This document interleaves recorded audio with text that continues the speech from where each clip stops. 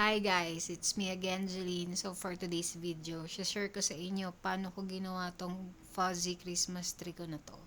So, una sa lahat, dapat may fuzzy wire ka, glue gun, glue stick, cartolina, karton, at styro.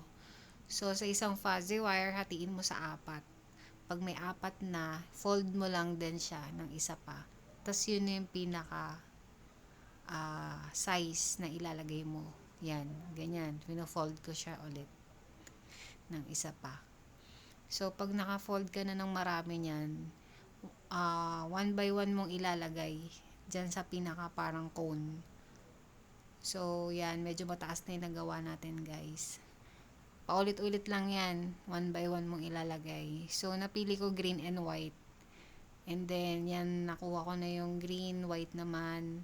So, same procedure hanggang makarating tayo dun sa pinaka tuktok nung Christmas tree.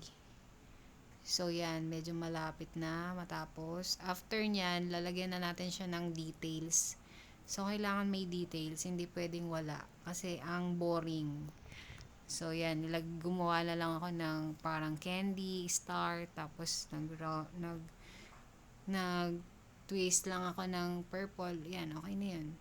Tapos after nun, lagyan mo siya syempre ng palamuti. Ay, mali. Pang ilaw. Which is yung LED. Yung kasya lang dyan, guys.